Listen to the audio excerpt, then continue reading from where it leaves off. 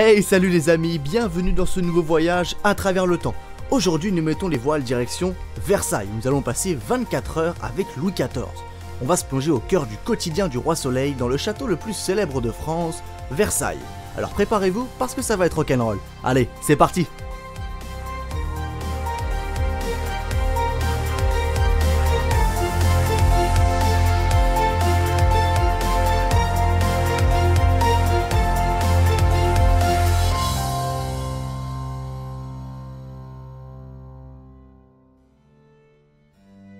Les journées de Louis XIV sont presque aussi célèbres que le roi lui-même, tant elles sont figées et organisées à la minute près. Le roi Soleil a même fait édicter son emploi du temps pour être sûr qu'il soit respecté.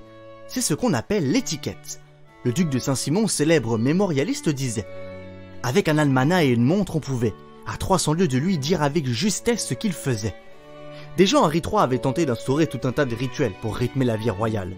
Avec Louis XV et Louis XVI, ces rituels perdureront. Mais avant d'en arriver là, revenons un peu en arrière.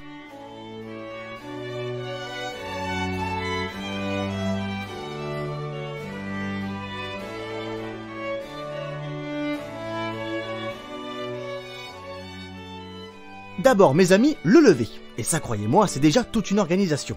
Du temps de Louis XIV à Versailles, les courtisans, c'est-à-dire ceux qui étaient logés dans le château, pouvaient venir assister au lever du roi.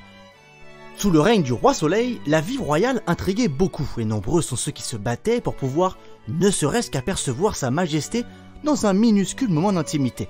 Bref, une vraie star ce Louis XIV. Cet acte du quotidien est un véritable rituel sacré qui obéit à un ordre bien précis qu'il ne faut surtout pas bouleverser. La journée du roi commence aux alentours de 8h30. Alors cet horaire n'a pas toujours été fixe. Il arrivait de voir le roi debout à 5h30. D'abord, le premier valet de chambre, qui est réveillé depuis 1 heure et quelques garçons de chambre, entre. Ces derniers ouvrent les rideaux, enlèvent la bougie, le mortier et la collation de la nuit. Le valet se penche alors vers le roi et lui dit « Sire, voilà l'heure. »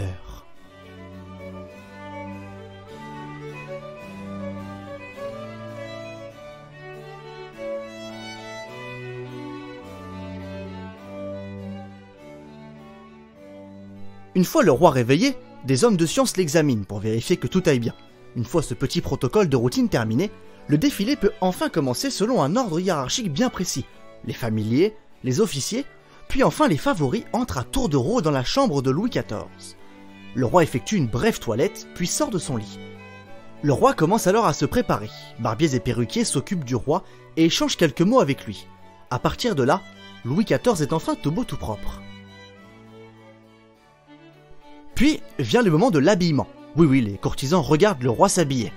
Mais attendez, il y avait pire. Il arrivait que le roi défèque devant ses courtisans sur une chaise percée que l'on appelait chaise d'affaires. Enfin bref, l'habillement est un véritable moment d'intimité dévoilé devant des dizaines de courtisans. A noter que la chambre du roi est divisée en 2 parties séparées par une balustrade. D'un côté, le roi et ses proches, de l'autre, les courtisans.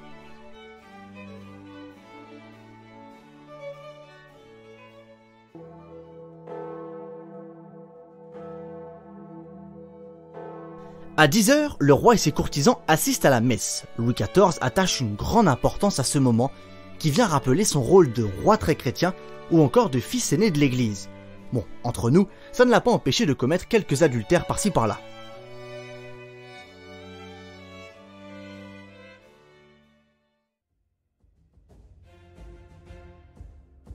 11h, le roi se met au travail après un dernier bain de foule. Il préside ce qu'on appelle les conseils et pour cela, le roi Soleil est très méthodique. Les lundis, tous les 15 jours, les mercredis, les jeudis et les dimanches sont dédiés au conseil d'État. Les mardis et samedis, eux, aux finances. Les vendredis, aux affaires religieuses. Et enfin, un lundi sur 2, aux affaires intérieures. Autant vous dire que le roi ne chômait pas et prenait tous les aspects du royaume très au sérieux. Assis en bout de table, le roi attend que ses conseillers lui donnent les dossiers. De là, émergent les grandes politiques du royaume de France.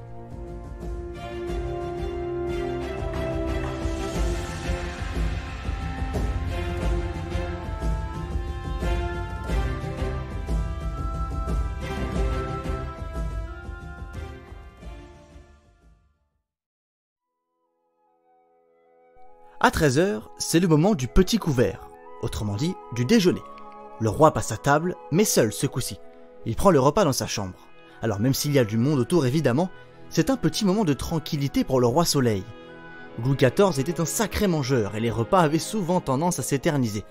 Les cuisines étaient si éloignées de la chambre qu'il arrivait que les plats arrivent froids. Après son repas, le roi s'accorde un petit temps de digestion durant lequel il rend visite à ses maîtresses.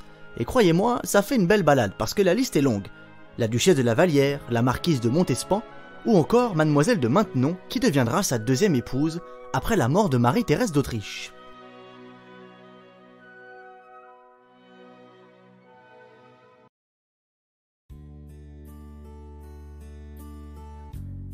L'après-midi, c'est le temps des loisirs pour le roi, après avoir travaillé d'arrache-pied pendant 2 heures.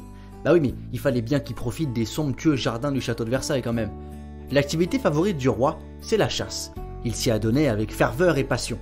Il lui est déjà arrivé d'annuler purement et simplement le conseil du matin pour profiter de la matinée pour chasser.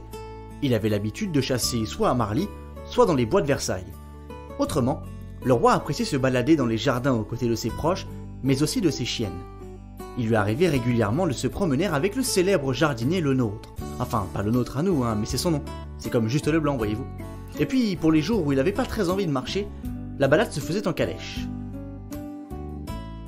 En fin de journée, le roi s'adonne généralement à un moment d'échange privilégié avec sa famille, ses ministres, voire quelques courtisans, dans le calme.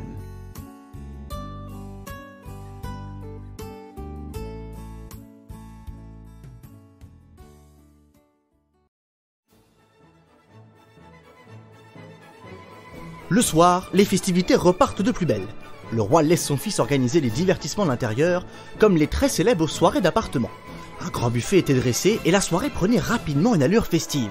Théâtre, jeux d'argent ou encore déguisement. D'ailleurs, un soir le roi arriva déguisé en soleil, ce qui lui valut le surnom bien connu de Roi Soleil.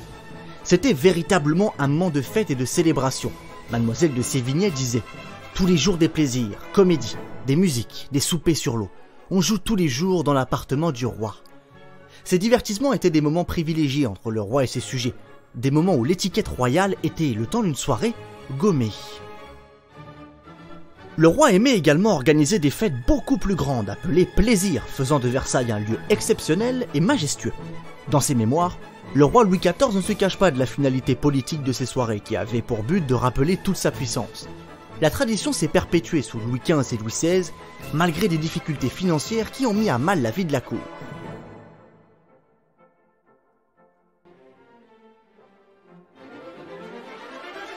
Nombreuses de ces fêtes sont restées célèbres, comme la première, qui porte le nom Plaisir de l'île enchantée. Elle se déroule du 7 au 13 mai 1664. Louis XIV accueille 600 invités, bon je vous dis pas l'organisation. Initialement, cette fête était dédiée à sa mère, Anne d'Autriche, et à sa femme Marie-Thérèse. Mais en fait, Louis XIV a passé plus de temps avec sa maîtresse, mademoiselle de la Vallière. Culotté le gars. Durant cette fête, Molière a notamment joué le Tartuffe. Après ces divertissements, un feu d'artifice vient conclure une soirée festive et enjouée.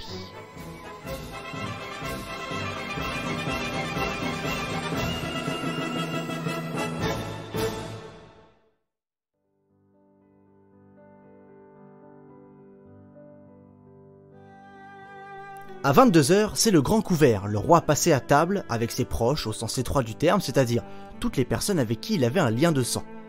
Le roi ne parlait pas à table et les repas se déroulaient dans un silence de mort. Bon, pour l'ambiance, on repassera. Mais en fait, le roi était sans doute occupé à manger car il avait la réputation d'être un sacré mangeur. À 23 h 30, la journée du roi s'achève dans le calme. Il se couche dans un dernier moment d'intimité avec ses proches. Bon, vous le voyez, Louis XIV avait un emploi du temps bien chargé. Mais il ne faut pas penser que toutes les journées de Louis XIV se déroulaient ainsi. Le rythme de vie du roi s'est installé au fil des jours, des événements, des troubles internes et externes et des moments de paix. Vous imaginez, vous, 72 ans de règne où chaque jour est exactement comme le précédent? Quelle angoisse! De manière générale, les journées de Louis XIV étaient aussi denses que son règne, l'un des plus marquants que la France ait connu. Mais ça, c'est une autre histoire.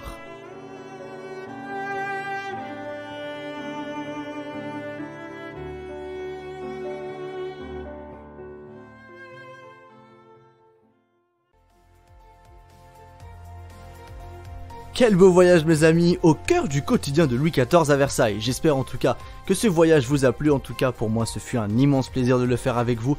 Je vous invite comme d'habitude à aller voir la page Instagram de l'émission À travers l'histoire. Vous pourrez y suivre toutes les actualités liées à l'émission et surtout envoyez-moi vos retours, vos commentaires, j'y répondrai avec grand plaisir. Quant à moi, je vous quitte et je vous dis à bientôt pour un prochain voyage à travers l'histoire.